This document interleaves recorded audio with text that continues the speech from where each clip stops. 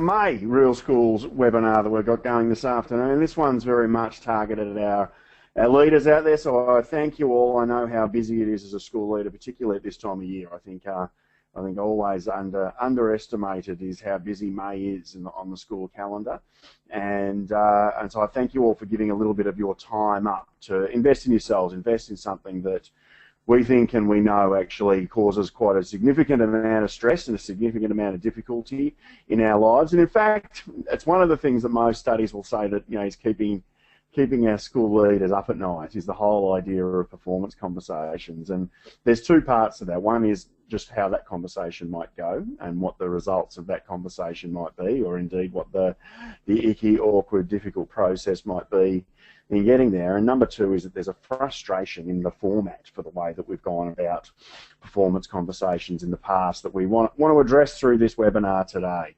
So it's a really, really big topic, and I guess one of the things that we should do is just duck back and have a little think about where that whole tick and flick mentality around performance management or performance conversations, where it came from, where it actually started for us, and it's a worthwhile thing to do, because what happened when we started on, because I'm very sure that the people who designed performance conversations when this first became a thing weren't having the intention that we would get some sort of rubric out every 12 months and provide some sort of assessment and then send people away. I'm sure that's not what they wanted to happen, but what happened when we started to have performance conversations that spanned a period like 12 months is that we started to set goals that lent themselves to 12-month gaps, to 12-month periods.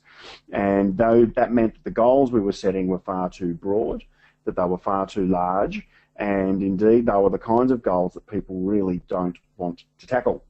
And we end up with starting goals with statements like, oh, we want to get better at something, or we want to work on something, or we want to develop skills in something. And unfortunately, over a 12-month period, as we know mostly, that a lot of people will only tackle those goals very close to the end of that 12-month period, if they tackle them at all. And I guess one of the other problems that we get is that during that 12-month period, we get changes in personnel, we get changes in leadership in our schools, and we get that dynamic of people who seem to find their way through the performance safety net, and they find themselves going 3, 4, 5, even longer years without ever actually having a performance conversation with anybody. And it always reminds me that there's a teacher that I worked with who shall remain nameless, but regardless, she's an absolutely fantastic teacher. And on getting her onto my team, I thought, she wasn't one of those teachers that screamed at me that she needed a performance conversation, but I was really determined that everybody would be involved in performance improvement in the school, and I kept hunting her, and I kept finding ways, hey, can we have our performance conversation? Can we sit down and have a chat? And somehow she always managed to worm out of it. There was always somebody who, there was always a sick kid who needed a doctor's appointment, or there was always, an emergency that couldn't be attended to, or something really, really important came up, and there was always some reason that we couldn't sit down and have this conversation. And eventually, I really was left with no other alternative but to ambush her. And so I showed up in her classroom when I knew that no one was around, and I said, "What's going on? Why aren't we having this performance conversation?" And she basically told me that despite the fact that she was about 7 or 8 years into her career, that she had had one performance conversation previously, and that was about 4 or 5 years ago. It had gone nowhere. It had set a bunch of unrealistic expectations of her. She'd continued to improve despite the performance conversation, and she thought that they were the biggest waste of time that she'd ever been involved in. So she didn't exactly leave me in any doubt as to why it was that she had been avoiding our performance conversation. And she was, unfortunately right. And so what we needed to do was to start to get really clear on the fact that a 12-month gap between conversations about how our teachers are performing is just way too large. And so what we wanted to have is a situation where goals were very short, where they were measurable, where people felt a sense of achievement was coming out of the goal-setting process, and where review of those goals could happen in a far more informal and less intimidating way than when we sit down and actually get a template or a format out and starts to tick and flick. So what I'm not about to do for you today is to provide you with a new template for performance conversations. I know that wherever you are today, we've got people joining us from all over the country, and I know that wherever you are today, you've got your own format for how you're going to tackle performance conversations, and some of those are mandated and some of those aren't. What I'm looking to do today is to provide you with some new thinking, some new skill, and some new approach for how exactly you're going to get that conversation to fit the performance template. So today is not about what, it's very much about how that we can make those performance conversations work and that we can bring about that depth, that tick and flick performance management cycle. All right, so probably time to get cracking. Probably time then, as we know, when we get started, it's worthwhile for me to do my safety demonstration that I might do if I was a flight attendant, and to work through how the controls actually are going to work today. So number one is that I want to let you know is that we are recording today. So not only for the people who are present this afternoon, but also for the people who aren't. We're going to be making sure that you get a recording of this today. You're not bound by any sort of copyright today. We want you to be able to have that recording. We want you to share that recording. You're very welcome to run this afternoon session with your leadership team. I know that in fact we have several leadership teams who are actually signing on as one person and watching together. And I know that many of our member and partner schools, that's exactly how they tackle the webinar. So welcome along to our partners, members, and all other frequent flyer type people. So we are recording, and we want that to be something that you can take benefit of in full. The other little mechanisms that are available to you is that there is a question box. So you'll see that in your control panel there that there's a question box. So I want to be clear about the questions. If you ask a question there, the wonderful Chris, who's online with us organising today, she's going to alert me if there are some questions that I need to answer at the end of the webinar. We'll have a little Q&A at the end of the webinar today. And so if you do have any questions, feel free to pop them in there. The thing about the questions is that nobody else sees them. So if you ask that question, it might be just that your audio is not working and you want a couple of tips or something like that, but it might also be a question you want me to ask at the end of the webinar. Know that you can ask whatever you need to, and we'll attend to it in due course. If you are looking to interact with other people in the webinar today, you'll notice the chat section. So the chat section is just a really awesome opportunity for you to make comment on the things that we're talking about today, and to get some ideas and get some thoughts and get some observations and reactions from the other people who are joining in the webinar today. And then the last part you've got the opportunity to do is you'll see a little hand in that dashboard, in that control panel, and that gives you the opportunity to put your hand up. And so a bit like any classroom, if you put your hand up, I'm going to come to you and I'm going to ask you to say something. So if you've got a question throughout the webinar today, don't feel that this is a passive experience.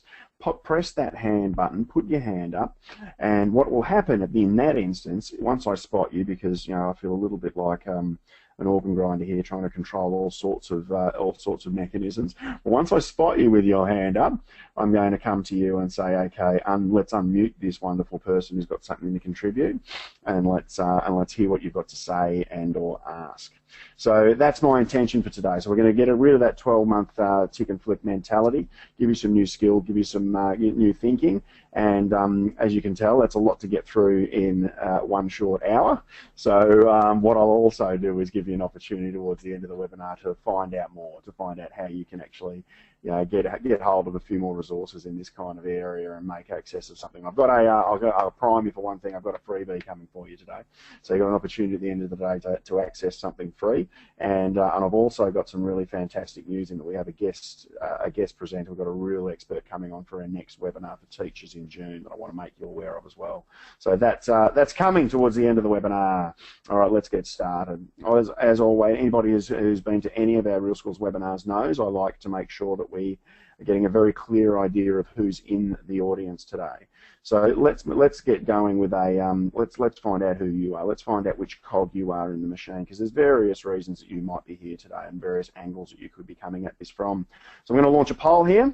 I'm going to ask you to interact a little bit, let us know who you are. Are you a Prin? Are you an assistant principal? You might be in that senior or leading teacher type role. You might just be someone who's interested in this stuff and might be, unfortunately, sometimes the subject of some rather dodgy performance conversations, or you might be in a system role. So if I can ask you to grab a mouse and just indicate for us which one you are, that'll give me a good idea of how I need to shape our conversation moving forward today.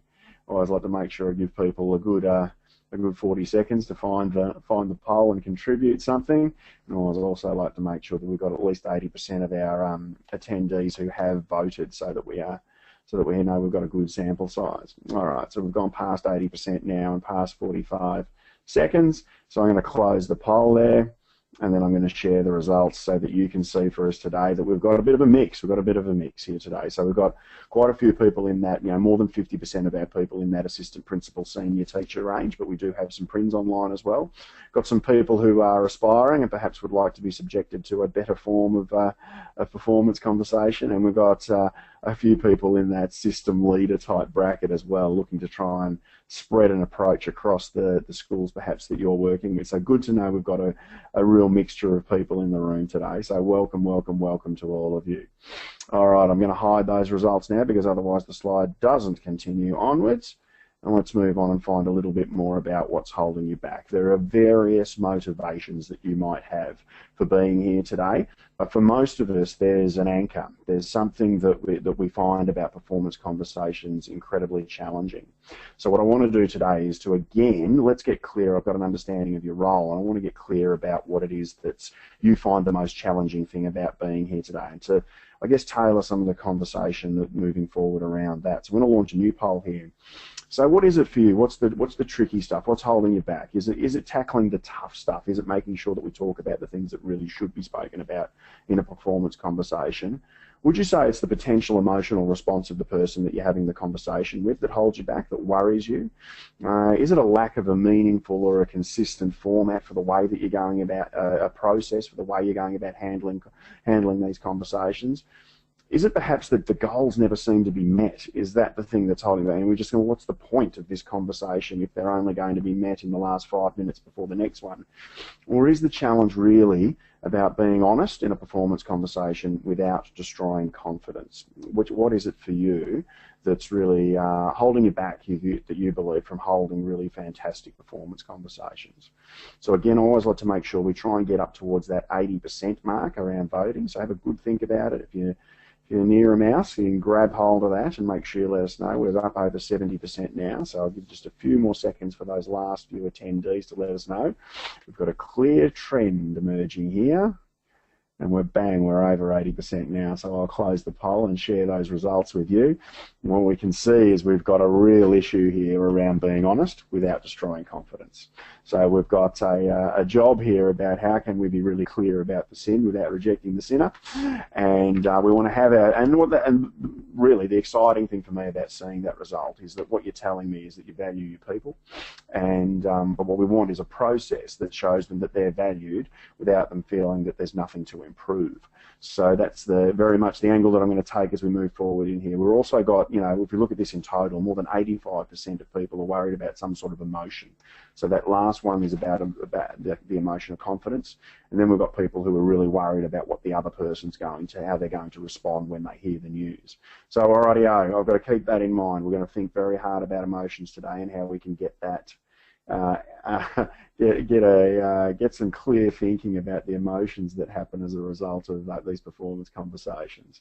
So that leads me, to be honest, very, very neatly into the next slide, which is really very much about the muscle with which we learn to demonstrate our emotions, and that's the brain. So it's worse, but in thinking about performance conversations, it's probably really worthwhile to actually just take a quick little lap around the brain here. So what we have when we're talking about the brain, we've got the cerebellum there that's very much at sort of the core of our brain and controls all of our motor skills and all of the ways that we all of the functions that we basically need to survive and the things that we need to do to be living, breathing, and moving beings. We've then got the stem, and there's a reason that you hear things about stem cells, and most of the reason for that is because these really are the most extraordinary parts of our body, and the cells there control all the automatic functioning that needs to occur in our body, such that you don't need to think, you don't need to breathe, you don't need to think to breathe, you don't need to think to blink.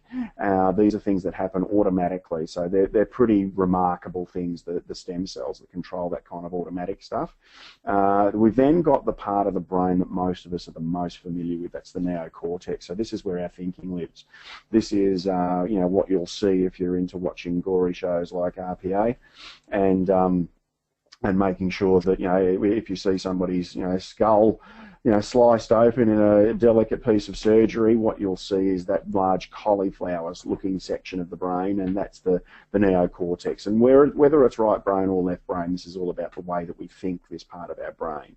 And we would like, in a performance conversation, to engage with the neocortex, but unfortunately what we end up engaging with a lot of the time is the limbic system. And this is our emotional center, often referred to as the reptilian brain. It has three main components, so we don't need to know all of this right now. It's the hypothalamus, the hippocampus, and a really interesting little area called amygdala. And what amygdala does is it brings to attention our most strong emotions. And one of those, for instance, is fear, and another is shame. And so, for instance, and look, it has a really important function because we need to be able to feel fear. Fear is a very important emotion. It keeps us safe. And like I said, the oldest part of our brain. So if you think back to caveman days, and we're sitting around having a lovely meal of roast mammoth, and a saber-toothed tiger walks into the cave, it's not time for me to use neocortex. It's not time for me to sit down with you and draw for you the 7 steps that I think we should go through to deal with the saber-toothed tiger in the cave, because then we're dead. So what we want to do at this point is not use neocortex. Amygdala triggers fear. Fear triggers our fight or flight mechanism, because indeed it is time to either run or grab a spear. It is time to fight or fly. And so amygdala has a very important role to play in terms of keeping us safe. The problem is that when amygdala is on, it makes sure that we pay attention to our emotions and not to our thinking. It works, as, if you will, as a traffic cop in the brain. And so what we want in this situation is to make sure that we are turning on neocortex, that amygdala's job is to make sure that the emotional center is off. And we want amygdala as much as possible to keep the thinking part of our brain on. So when we're talking about the emotions, what we're going to talk to is the neocortex center in our brain. So let's keep that in mind as we move forward with exactly how we're going to build these performance conversations that work. So number one thing that I've got 4 very broad goals in mind when I go into any performance conversation. Number one is that I'm going to talk to neocortex and not to amygdala. So I'm very, very interested in talking to the thinking part of that person's brain, which means I need to keep the emotions low. I need to keep them under control. Certainly the first place to start on that is keeping my own under control, and then the second one is what I can do to make sure that the other person's emotions are kept under control.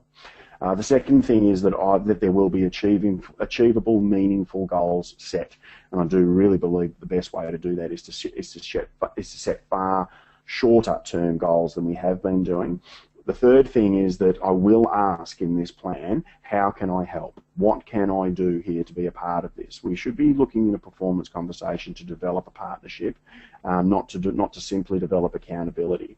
And the fourth thing that I will do is that I will set a review date, and it will be an incredibly specific review date. So I'll be saying to somebody, great, okay, when do we need to have a conversation about this again? And it may happen at 10:30 on the 15th of June, and it will happen at the coffee shop down the road. I will be really, really specific about when that review will happen as we move forward. So the next thing is about how we go about setting the environment so that it works for the person. So one of the things that I always look to do is to make sure that we manipulate the context. We're going to be the masters. The one thing about calling a performance review or performance conversation of any kind is that you get to choose most of the time the venue. And I want you to really start to think about which context will create a better result for you. I know that particularly for male colleagues, so if you are a female and you have to provide a performance conversation for a male, one of the most fabulous ways to run that performance conversation is on the run. So deciding that we'll go and have that conversation while we walk somewhere can be a really powerful way to get a male engaged. We're much better with side by side and with movement than we are when we are eyeballing and face to face. So manipulating the context to get a better result, to get a higher level of engagement, is a really important thing to do. Always reminds me too about some of the work by, if you're familiar at all with Michael Grinder's work around communication and space, that it's really important also to think about where your last positive and negative conversations were with somebody. So what I mean by that is that if you've, had an argument, if you've had a terrible conversation and that happened across your desk as a school leader, then the best place to run the next conversation is not across the school desk. Because what happens, Grinder tells us, is that what happens is we've contaminated that space. And as soon as a person steps back into that space, that they bring up all of those feelings, those memories. There's a bit of muscle memory involved here. And the emotional part of our brain is likely to be triggered by whatever the positive or negative experience was like in that context. The second thing I always do in building a great performance conversation is take a very Socratic approach, which means that I always try to catch myself making sure that I ask that 75% of what actually comes out of my mouth in a conversation like this is a question, and 25% of it can be a statement, but 75% of it needs to be a question. We need to take a very Socratic approach. Number three, I'm always mindful of the fact that I will tackle the tough stuff. I will actually be determined that in this conversation, if there are 2 or 3 things that have to be spoken about for this person to move forward, that I won't actually end the conversation until that tough stuff is tackled. And then the next thing that I always make sure that I do is optimise the opportunity for informality. So people are often scared of performance conversations, not because of who you are, but because of what they've experienced before as a very formal experience, an opportunity where they're about to be told the things that they're doing wrong. And when that's the case, we miss an opportunity for a high level of engagement. So in this circumstance, I mean, I've run performance conversations where I've gone and spoken to somebody who seems to be having a little bit of a tough time and said, come on, can I buy you a drink at the pub this afternoon? We've gone up to the pub, we've had a quiet drink, and somewhere in the conversation has come up, we've got to do this performance conversation thing at some stage, and then the person will say to me, yeah, I know, we should do it over a beer sometime. And I thought, well, yes, we could actually do that. And funnily enough, I've got a copy of the format we need to use in my bag here, and I've often had the ride look at me like, you knew this was going to happen all along, didn't you? And yeah, I did, because I'm not going to miss this opportunity for informality, because that's what breeds, and that's what encourages engagement from the people that we're trying to have really great conversations with. So hugely important to construct the conversation in the way that you would like it to go. The next thing that's really important is the type of goals we're going to set. And I guess I'm stealing here. It's a great piece of theft from some people who've led me, and they've run performance conversations with me. And what I've come to realise is there was often more than one type of goal. And usually the goals that we lean towards are those that are very specifically about improvement in our school or for a teacher in their classroom. And we forget about what are the other goals that facilitate improvement around that person. And the first type of goal that is highly engaging for people is to allow them to set some professional goals. So these can be linked to the technical aspects of teaching, and so they can be things like, I want to learn more about curriculum frameworks or the Osvalds, or they could be that I want to get better at building relationships and behaviour management, or it could be that I want to know more about the early years learning framework. And so anything that actually would help them with their world of work. So they're looking outside of the bubble of your school. The good part about these goals is when you allow people to take on things that they don't have expertise in, and they add to their tool belt of skills and capabilities, is that you're taking them further towards promotion and to career acceleration, which is just fantastic. And when people engage with those goals, they tend to be the highest motivating goals, because people feel the progress. They know that they're adding to their CV. And in those circumstances, people really want more and more and more once they've got some professional goals going. Now, the little caveat here is that you may actually, by encouraging people to get better at things that aren't a specific focus in your school, is you may lose them. They may head out of your school. You may lead good people out of your team. And I want you to be very clear that this is not something you need to be worried about. The lesson in this was taught to me by a fabulous principal who I worked for as an assistant principal. Her name was June Wessel. She was Northern Territory Principal of the Year a few years back there. She's since retired, but June was actually teased a little bit amongst colleagues for being called the Principal Factory. And what that was all about was the fact that everybody that seemed to come into an assistant principal role with June seemed to, within a few years, pick up a principal role. And people tended to think that this was a problem for June, that she kept losing people out of her assistant principal roles, and it wasn't a problem for her. She always knew that there were more people coming, and in fact, you know, being an assistant principal under June at Bakewell Primary School was a go-to destination. So you really want, if a job came up as an assistant principal there, the field of people that were going for that job was large, and June was always able to get her pick and always able to get great impact out of the people who were coming into her organisation. And what it was about was that you grew under June. When you were working with June, you became a truly improving and growing professional, and that equipped you incredibly well to go into your next role, whether it was in that school or not, with your bags packed. And so it was a fabulous thing that June did to focus on making sure that the people that you're working with are able to build themselves professionally such that they can work in other areas.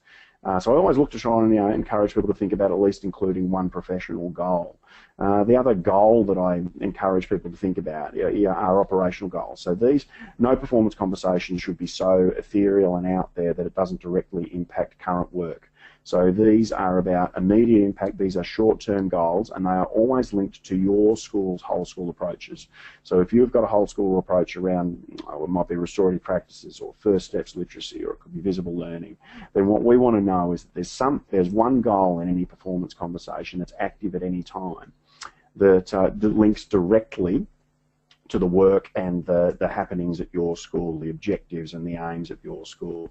Now that doesn't mean that they're linked to something that's written specifically in your strategic plan. It may be relationship or team-based, so it could be that there's somebody in my PLT who I'm not getting along particularly well with. We've hit a block and I want to deal with that because it's holding me back in my work. It's meaning that our team isn't functioning the way that it should be.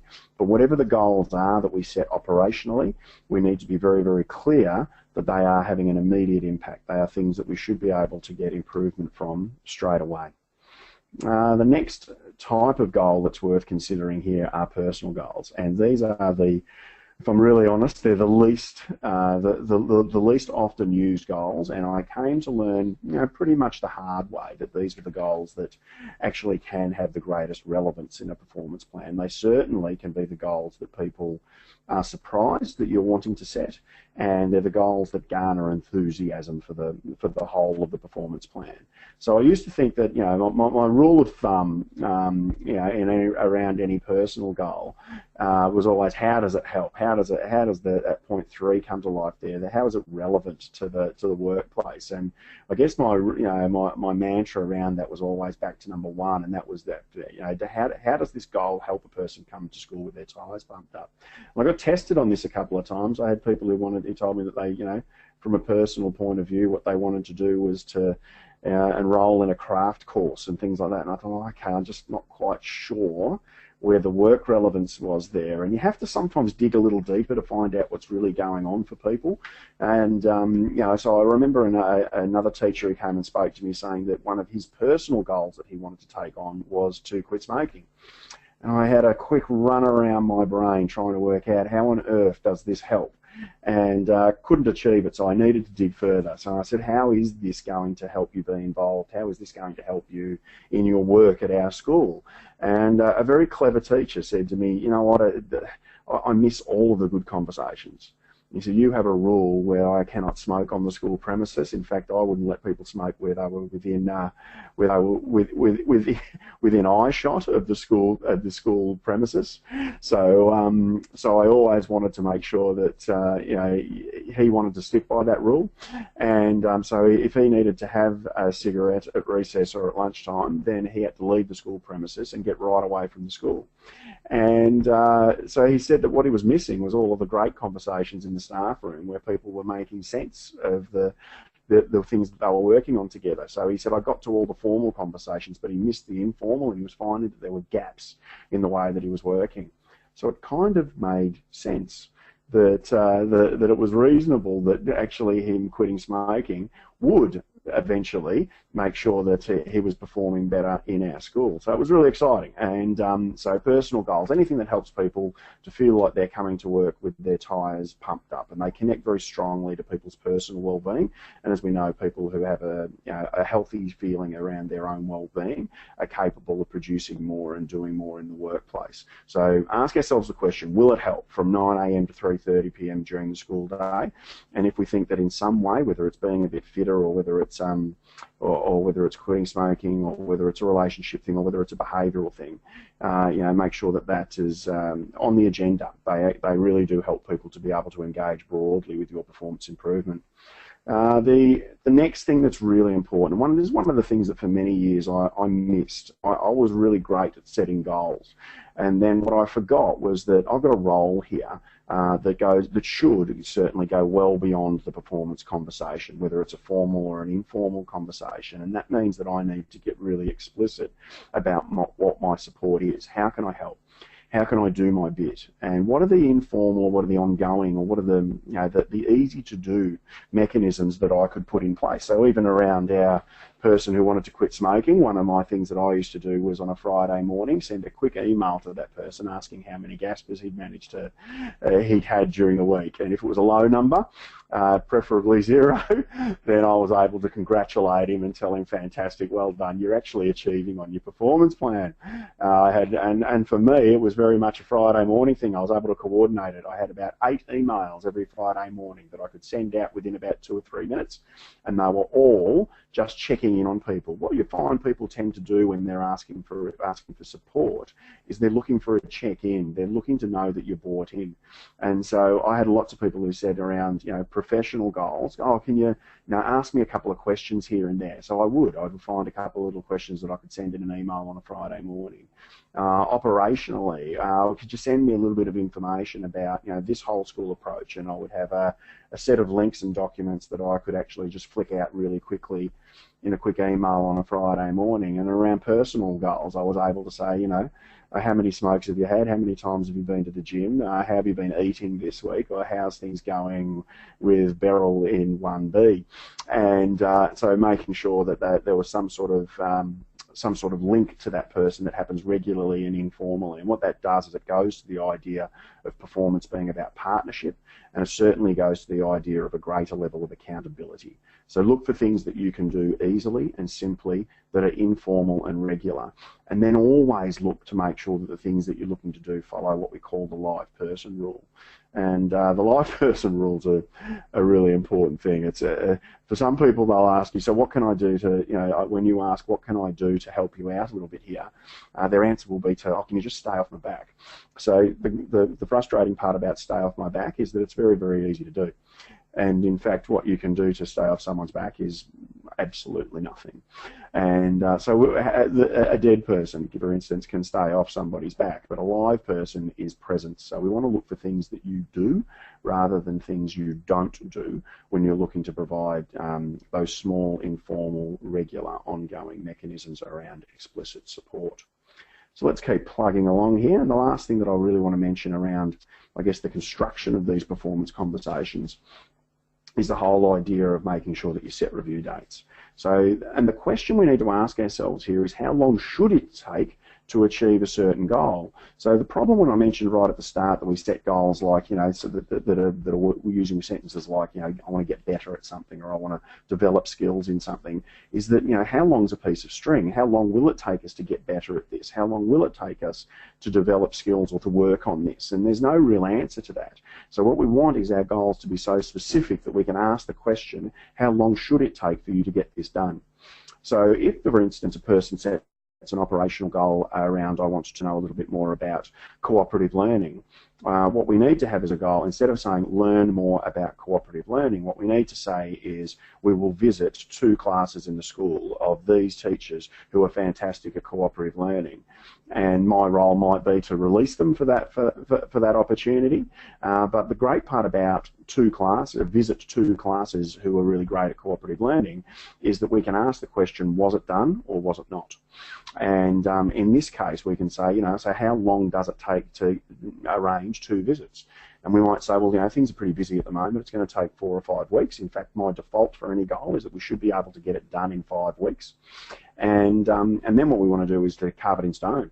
We need to say, when will we chat next about this? And, for me, that was always very specific. Because what we do find about any goal, and most of us, if you're anything like me, you fall for the trap of unfortunately setting goals and then trying to achieve them all in the last 5 minutes before the deadline. So we want our deadline to be nice and close, and we want it to be very, very clear. So we're going to ask the conversation, when are we going to have a chat about how this goal is going for you, and whether we have been able to tick off those 2 classroom visits, or that the reading that's been done, or the video that will be watched, or the conversation that's going to have been had, because those are all goals that can be that we can be very clear about whether they have happened or whether they haven't happened. And if not, it's not time to make things really difficult for people, but it's certainly time for us to be able to say, you know what, let's do something about it. Let's reconfigure what we're trying to achieve here. So with that in mind, we've got a bit of a plan in place. I'm going to move on to a different phase. I'm going to use this as a little opportunity here just to check in on my control panel. So I can see that one hand is raised, and I've got Janet Barnard who's got her hand up there. Now we do sometimes get an accidental hand raised, so there'll be no embarrassing people. But what I am going to do is look to unmute you, Janet, and ask at this moment. Janet, can you hear me? Yes, but I've got no mic. You've got no mic. Well, the good part is we can hear you, so that's good. all good. So, Janet, what's your question that you've got at the moment? I'm interested in the videoing part and how that's achievable. Which videoing part, Janet? I just joined in because I've been on bus. Okay. On bus duty at Swan Hill. Yes. So the videoing of the webinar today? No, you were talking about them bringing videos to their meeting. Oh no, just saying there that it might be a video that you want them to watch. So it could be that, it could be that you've made a decision around, it might be a behaviour management thing, and you might provide 2 Bill Rogers clips that are on YouTube. For instance, a couple of rippers are cracking the challenge in class. And the great part about that is you're able to then say, did you watch it or not, and what your thoughts are moving forward. So it's not about videoing the conversation. I probably think that's an unnecessary step and would make people more uncomfortable because we're trying to maximise some engagement. But I think the goals that we set can be very broad and don't have to be always, can be very specific and can be, of very different types. So that's what that reference to around video was. Sorry about my misunderstanding. All good. So remember to pop your hand down or I'm going to get confused and keep coming back to you. But thank you, Janet. Great to have you on board from Swan Hill. Great to be on board. All right, we'll mute Janet again. And I'm just going to check in now on a question as well before I move forward. Now, unfortunately, I can't. Oh, there's our question. So I've just got a question there from Kelly. It says, I know this is meant to be for teachers, but could these tools and trips be used in all other industries? I actually think that, that this is about performance conversations and, to be honest, very little about teaching. So this is, for most people here, the performance conversation will be between school leader and teacher, but I certainly think that these are strategies that could be used and applied well outside the teaching sphere. So, and in fact, I think I know that I've got a listener online from England today who's actually not anywhere near the teaching sphere, who's in the sporting sphere. So I welcome Ben, and hopefully that Ben's getting something out of this as well. Okay, so thanks, no worries at all, Kelly. Great to have your contribution.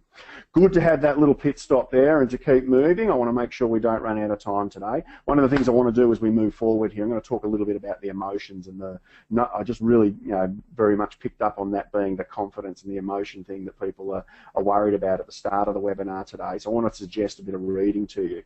Despite this being a really fuzzy kind of picture, it was the best one I could muster. Standing on the shoulders of giants today, talking to you about a little bit of the work of a guy called Darren Hill, who, with his wonderful wife Alison and Dr. Sean Richardson, wrote this book dealing with the tough stuff. This is actually a book that we use as part of our coaching program. I know that Sally Cale at Flinders Christian College got a great deal out of this book. So I just want to throw in a little bit of a reading there. If you're looking to think about, if you're looking to read a little further about crucial conversations and how you can get the best results from those, this is one to get to. And to your point, Kelly, not too much at all specific about education here. This is about conversations and how you can get that right moving forward. Okay, let's keep moving here because I reckon that when we talk about emotions, there are two absolute rippers. And I reckon also that when it comes to these two emotions that we're trying to get our heads around, that most of us, if you're like me, have got one that you're really great at and one that really gets you. And the one that I'm great at, that I'm pleased to say, is anger. I'm pretty comfortable with people who get angry, but I know that there are many people out there who aren't. So a couple of little tips around anger that can help you get through that awkward situation is, number one is to make sure that you stay incredibly calm but also be incredibly firm. So that means that what we want to do if someone does get angry is there's going to be a temptation to drop the drop the expectation, to say, oh, okay, it doesn't matter, don't worry about that. And that's not the path we need to take when somebody gets angry.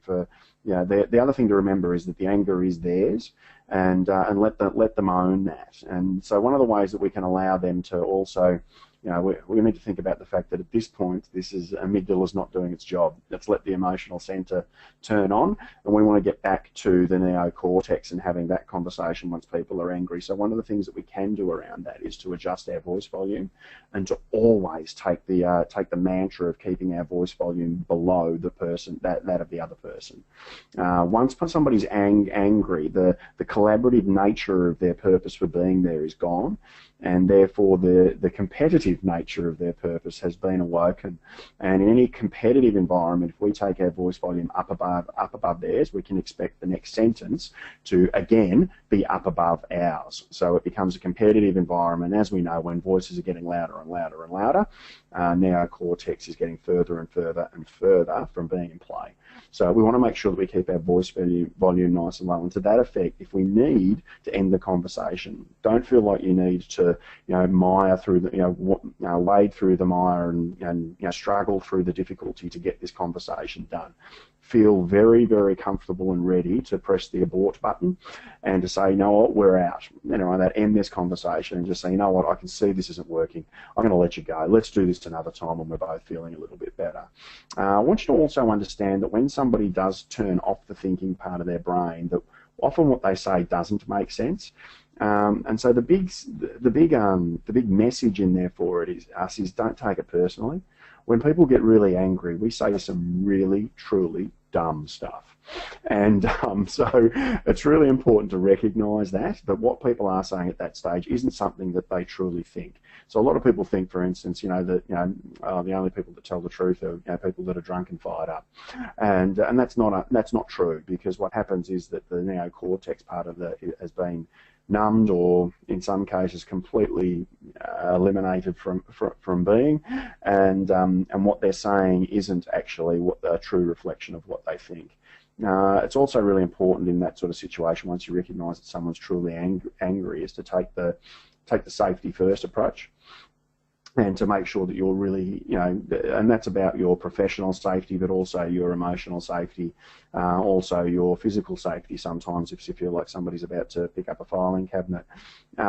So always, if you've got a hint that there is anything unsafe about this conversation, open a door, provide an escape hatch and let people end. And it's also about knowing your personal challenge. Know what it is about yourself and how you respond to anger that's important, and know whether anger is indeed something that, for me, I'm reasonably comfortable with people getting angry, but if it's not for you, then know that this is your challenge, and that means that those first 5 steps need to be in play. Now, I'm going to take a risk here, guys, because I actually believe that any human emotion can be best demonstrated through a wonderful character off television called George Costanza. So I'm going to try to play you a video now around anger and recognizing that anger can be a problem. The funny thing about this is that it's an experiment. In real schools, we're big on experiments, so I actually have absolutely no idea how this video is going to work. We did run a trial, and we did find that the sound worked reasonably well. The pictures didn't work well in some places, but it did in others. So depending on where you are and what your internet connection's like, this might work well, it might not. But I just thought I'd share with you what anger can look like in any sort of situation.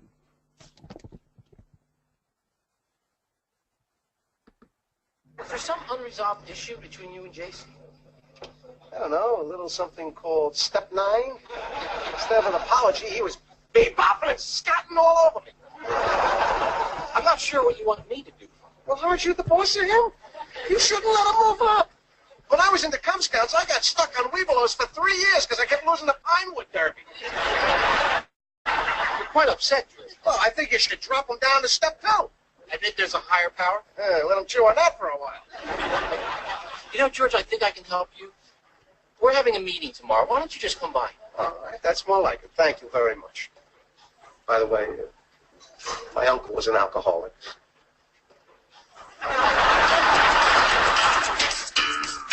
Okay, let's get started. Welcome to Rageaholics Anonymous. Rageaholics? George, this can help you. Hey, I am not here for rage. I'm here for revenge. Excuse me. We have a no yelling policy at these meetings. Excuse me. Am I talking to you, Pinhead? Am I? Please don't call me Pinhead. I'm losing it. He took you to Rageaholics. Why? Probably because this whole universe is against me. You've got a little rage. And now they want me to bottle it up. It makes me so mad. He's an absolute favourite, the old George Costanza, and I think we can see there the way that the thinking part of the brain is definitely switched off when the anger or rage is turned on. The other emotion that is my absolute kryptonite is this whole notion of tears and sadness. I am a sucker for a crier, and unfortunately I think sometimes the people that I work with worked this out. So there's a couple of things around dealing with tears and sadness that are worth having a good think about. Number one is to allow someone to cry. It is not your job to stop them. So unfortunately, one of the first things that we tend to say when we're uncomfortable around this crying thing is to tell someone to stop crying, and as though that will work, just the act of telling them. The best thing you can do is just be there for them while they cry. So it means that what we need to do is, instead of saying, rightio, oh, please stop crying, you're making me horribly uncomfortable, or in fact sometimes people who tactically cry are crying so that I might actually end the conversation for them, is to just let them know, here you go, here's some tissues, because what you're doing is offering a bit of empathy. Now it's important that we don't prime them with those tissues. There's not much point sitting down and saying to someone, okay, let's have a chat about your performance, and just pushing the box of tissues across the table towards them. They're going to be set up and on the defensive before we get started. But it is really important to just let them know, hey, I'm there for you. And just a couple of things that I've found that have been really important is to remind myself that not to fall for the it's okay trap. Sometimes when we tell people, when we give people some news that they either were dreading, or perhaps they weren't expecting, or perhaps just isn't good news, and they start to cry, there's a tendency for us to say, it's okay, everything's going to be fine, everything's going to be all right. And we shouldn't do that, because that might not be the truth. If we're delivering on the tough stuff and we're actually letting them know that this is something that needs to be done, then we need to stand that ground. And we don't, by telling somebody that it's okay, everything's going to be okay, what we're telling them is that there's permission here for us not to address this issue. So we need to not fall for that trap. And one of the things that I do to make sure that I don't go down the fall into the it's okay trap is to make sure that I'm comfortable with silence, and so to let a bit of time pass, and then the best thing I can do if I am going to open my mouth is to express some empathy. And empathy is not saying, I know what this is like for you, I once had it, but that's sympathy, because it's about us. Empathy is about them, and so the best way to do that is to say that I can see, or it seems as though this has had a really big impact on you. And that's letting them know that you know what it's like for them, not that you know what it's like, full stop. So making sure that those tears and sadness is, that you've got a little bit of a plan around that is incredibly important. And remembering the difference between empathy and sympathy can make a major difference there. There are people whose strategy is tears and sadness. So it's an avoidance strategy, and we need to have our eyes and ears open to that. And in fact, like I said, I think that the best example of that would be Mr. George Costanza.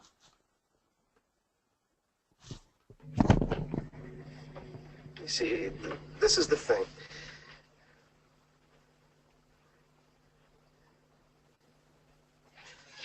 I just feel like I can't do this anymore.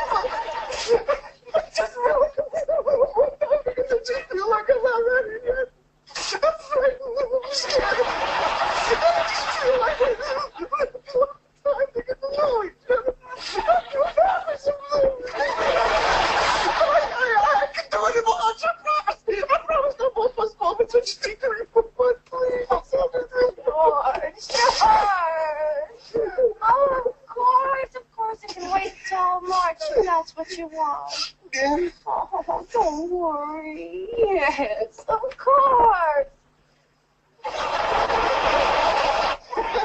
Hey, so what happened? Did you hold your ground, or? Nope. I wept like a baby. What? Well, I started to tell her, and then all of a sudden, for some reason, I just burst into tears. You cried? I bawled uncontrollably. I just poured my guts out. And I'll tell you, Jerry, it was incredible. I never realized how powerful these tears are. I could have postponed it another 5 years if I wanted. So as you can see, there are tears in conversations and there are crocodile tears.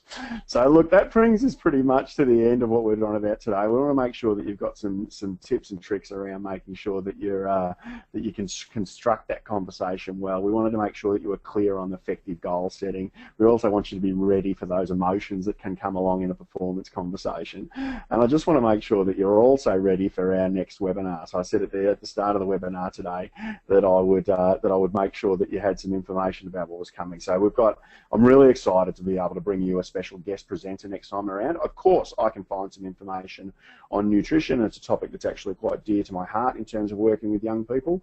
But you know what? I'm not an expert on nutrition, but Lisa Wren is. And you can go and find out a little bit more about Lisa at bodywarfare.com.au. And the two topics that Lisa's going to present around nutrition today is, number one, what is it that actually our kids should be eating when they're at school? What is it that should go into a lunchbox that makes sure that that is a lunchbox that's serving their learning? And then the next part for me is about how you can actually have that conversation with parents, potentially without getting your head bitten off. So we're going to run that one on Thursday, the 18th of June at 3:30 p.m. You can see the link down there, but don't worry about writing that down now. We're going to make sure that you get that link and that you have that available to you, and you can sign you and indeed any of your teachers up to be able to get involved in that webinar. I also said that I had a freebie on for you. Now, around school leadership, if you've taken the time to be involved today, we want to actually give you the chance to be rewarded. If the messages that you've been getting from real schools around school leadership resonate with you, I'm going to give you this once-off opportunity. We've got a $295 course that we're running. It's a one-day course in Melbourne on the 9th of June. It's a school leaders boot camp, which means we're going to have a look at what is it around cultural leadership that's important. How do we define school culture? How do we start to focus on school culture? And what are the behaviours of the leaders in the very best and most productive school cultures? So if that appeals to you, one chance only, I want you to go to the question box and I want you to pop in that question box the word freebie. And if you put that in there, we're going to register you for that full day of training for absolutely nothing. So jump into the question box and put the word freebie if you would like to take that opportunity today as a little reward for getting involved here.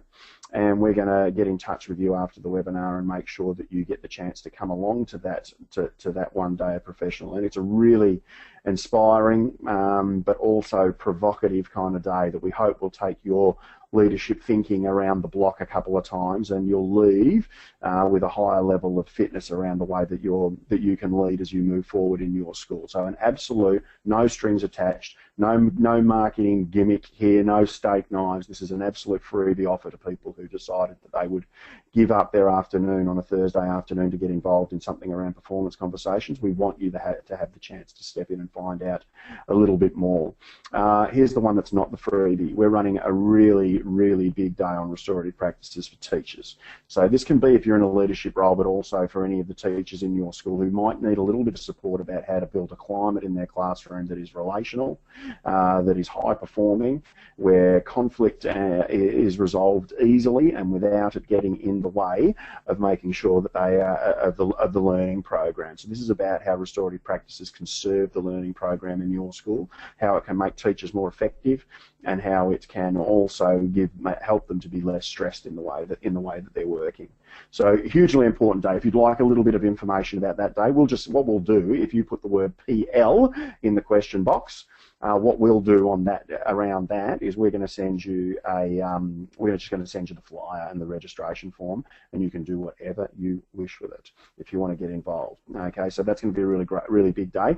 Well, I do have to let you know about this one though. There are limited seats for this one. I don't want this. This is not going to be a conference. This is going to be a conversation. So if this appeals, just do me a favour. Just make sure you put PL in that question box now, and we'll make sure that you get that information for your teachers. It's going to be a really fantastic day. The other thing that today's topic really lends itself to is this is one of the topics that we know stresses school leaders, and particularly school leaders who are time poor. And so what we want to do is to make sure that we offer you some help there as well. So we've got an executive coaching program that runs for 12 months, and it's basically to help people who are feeling a bit overworked and feeling that doing the important work of empowering the teachers in their care is really difficult. So if you just actually pop in there the words executive coaching, or if you just put coaching in there, then what we'll do is send you a free white paper. Again, no strings attached. We will send you the prospectus as well for the coaching program. So all you need to do to get that free white paper, solving the problem of the overworked, over-accountable and highly distractible school leader, if that sounds a little like you, is just pop the word coaching in. We'll send you those 2 documents and make sure that you've got a bit of support there, and follow up to see whether the coaching program might be something that you could be interested in. Again, no pressure, just info. And what else we got for you there? Okay, just make sure that you do use that question box, and we'll get that information across to you as quick as we possibly can. And then it's probably just question time. So let's have a little look. I'll just look at the question box very quickly myself. I can see that I got Kelly's question answered. Narelle, you've got in here, ideally teacher goals should have a connection to improving student learning. Any tips on how you can set review dates or conversations that reflect on evidence that student learning has improved?